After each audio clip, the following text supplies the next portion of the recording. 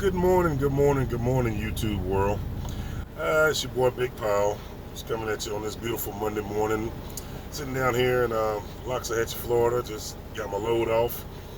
And just excited about seeing another day. Thank God for blessing me to see another day.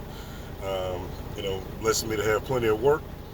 Um, in a time where people are really struggling these days. I just thank God for favor. I just want to say that first and foremost, and be just grateful that He protects me out here on this road and keeps me safe from all hurt, harms, and dangers. I just want to give that thanks to God who made all things possible for me. Just grateful to see another day, and just excited today. Let's get into it. Let's talk about my Bulldogs. My dogs really surprised me this weekend. I was wanting to win. I was looking forward to the win, but I didn't see it. I didn't see us playing that type of game. But I'm really surprised. But just like I said in my post on Saturday, it all came down to what kind of game Mike Bobo called, and he did an exceptional job on Saturday. Now, I don't know what he'll do next week, because it's like we got up for the Kentucky game. We was clicking on all cylinders from beginning to end. Even though we're slacking running back in areas like that, I just think that we played an exceptional game.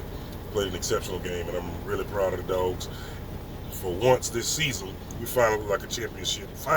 We look like a championship team, and that was my biggest fear, was playing Kentucky.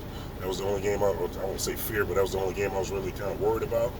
But again, it surprised me with that game. So I guess I need to just have more faith in them and believe that they are a championship caliber team on all aspects. So I'm really proud of the dogs. Carson Beck had a great day. I think he had nearly 300 yards, over 300 yards in the first half, which is like crazy. So he had, I think, 600, and Georgia had 600 plus, 601 yards total offense, and that was a great day against a great team like Kentucky. And shout out to Trevor Wallace from Jessup. I hope that he's doing well. I think he went out with a shoulder injury late in the third or fourth quarter or something like that. But I hope he's recovering well. I hate to see that young man go down in a game like that, and I just hope that he's recovering well. My prayers are with the Wallace family, and I just wish that I hope that they can continue to do what they do. Hope my dogs can continue to do what they do. It'd be beautiful for them to three-peat. Don't know if that's possible or not. I don't know if it's going to happen, but I know it's possible. Let's say it like that. So I'm proud of them for the work that they did on Saturday, the precision that they played with, and things of that nature. So I'm grateful for that. And I'm a little upset with my Hurricanes. I love my Hurricanes too. I know some people say I'm a Hurricane, but I like my Hurricanes, and I was so devastated with that game. Don't understand that fourth quarter. Those last 30 seconds or 28 seconds or whatever. No timeouts. Georgia Tech has no timeouts, and instead of us taking a knee, we run the ball. Don't understand that one, and I'm trying to forget it, but it was on the way to they had an undefeated season thus far until that happened, and that I can only imagine how devastating that was to the young man that played so hard in that game, which truthfully the game should have never been that close in the first place. But again, that's football. You don't always get it right. Monday morning quarterbacking is always, never does anybody any good. But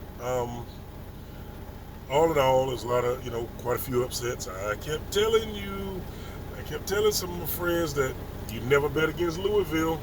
Always been an upset team. Always had the capabilities of pulling off an upset. And they did just that against Notre Dame. And truthfully, Notre Dame should have been their third loss, because I lost money on that Duke game. I won't lie to you, because I had Duke favored to win that game. But it happened, few miscues. Well, the turnovers the two missed field goals in that game truly made a difference in that game. So by all rights, it should be a 3-loss team.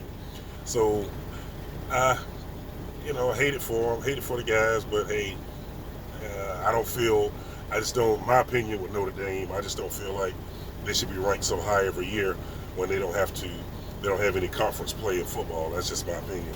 And I think I'm not the only one that feels that way about Notre Dame. Yeah, they have a good team they're good until they play somebody that's good, and they kind of get exposed. So there's a lot of other things. Colorado did their thing, squeezed one out, and like I told you guys last week, the scandals are going to start coming.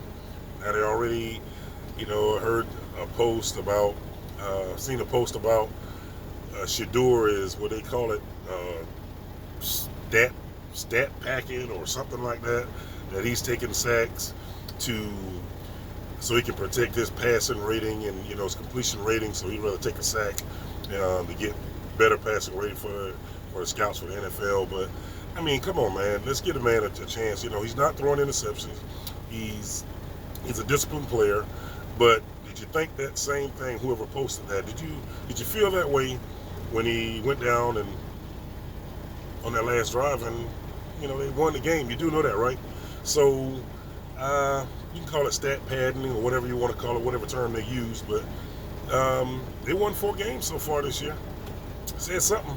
So at the end of the day, you gotta respect the man's game. And what does he have to do for the collegiate world or those haters to start giving the boy credit, or the young man credit, that he's a great quarterback. He's a good quarterback, to say the very least. So why do we keep bashing this man? Why do we always have some fault with this man?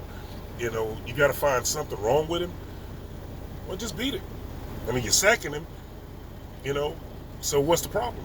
I mean, we got it. They have a weak offensive line, and Deion is very aware of that. Coach Prime is very aware of the things that he needs to work on. So let's just stop hating, man, and just congratulate and be proud for someone. These are young men. They shouldn't have all this hate towards them because they're trying to live their dream. And I just think that people just need to lay off that, because it's not going to help you any. Complaining and whining is not going to help you any. To be the best, you got to beat the best. That's what I've always been told. So either way, it was a great college Saturday. Just want to see what the rankings are going to be like come Tuesday. It's going to be some. It was going to be some shake. It was some great games, and it's going to be some shakeups in the polls. And I'm looking forward to seeing how far Notre Dame dropped. And it won't surprise me at all if they don't drop to maybe 13 or whatever. Somehow they always seem to stay in the top 15. I guess you're hoping for a good team to lose so you can sneak a playoff berth. Don't think that's going to happen this year, though, partner. But anyway, Florida State did their thing, and what about Oklahoma and Texas? Ooh. Always a barn burner.